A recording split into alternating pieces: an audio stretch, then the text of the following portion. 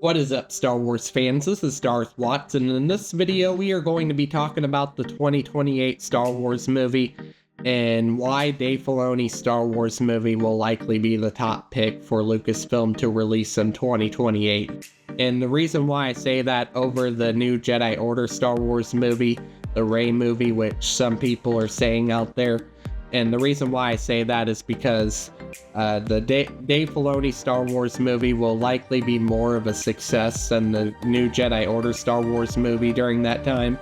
And also, it seems like that Lucasfilm cannot come up with a fully complete story for the new Jedi Order Star Wars movie that Kathleen Kennedy is happy with, and they've gone through a few writers already.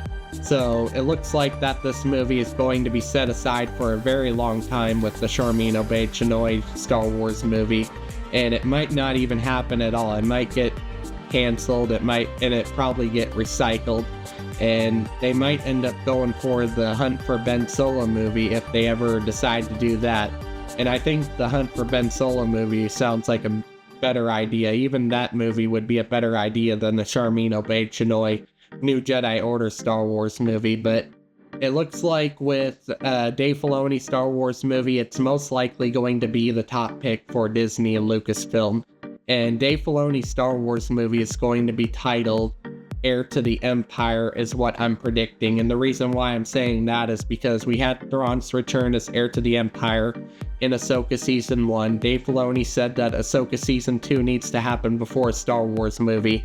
And with the way Dave Filoni is bringing back Thrawn as an idea that Dave Filoni is pulling from the EU, and all this Heir to the Empire stuff with the New Republic, a lot of those ideas are going to be taken from the EU, from the Thrawn trilogy, but it's going to be in a very different way from what Legends set up Thrawn and the EU and the New Republic. It's going to be in a very different way after the events of Return of the Jedi, and it's going to be a canon version of the Thrawn trilogy.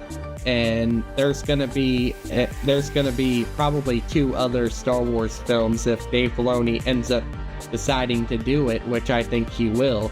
There's going to be 2 following Star Wars films, and Dave Filoni's Star Wars movie could be the first of an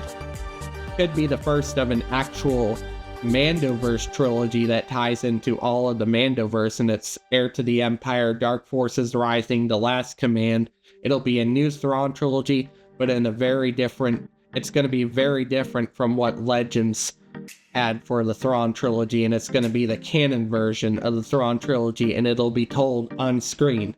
So I would be super excited about this, even though I do like the EU, but I acknowledge that the EU was never canon, and it was never canon by George Lucas. I mean, Dave Filoni even said, according to George Lucas, only the films and what was on screen was canon, and George Lucas viewed the EU and his Star Wars movies as 2 separate universes. So Dave Filoni's Star Wars movie is going to be the canon version of Heir to the Empire. I strongly believe that is the case. It'll be having Thrawn as the main villain in Dave Filoni's Star Wars movie. Thrawn will become the main villain of Dave Filoni's Star Wars movie and will be the heir to the Empire because of Ahsoka in Season 1 and setting up Thrawn, and we'll see some more build-up with Thrawn in Season 2, and it'll lead right into Dave Filoni's Star Wars movie, but Thrawn will be the greatest threat to the New Republic during that time period. Thrawn is the heir to the Empire. He's in Dave Filoni's Star Wars movie, and it's going to be a new canon version of the heir to the Empire. It's definitely going to be the 2028 Star Wars movie. But anyways, that's all I have to say for this video. Do make sure to smash a like, subscribe, comment, and I will catch you all later in another video.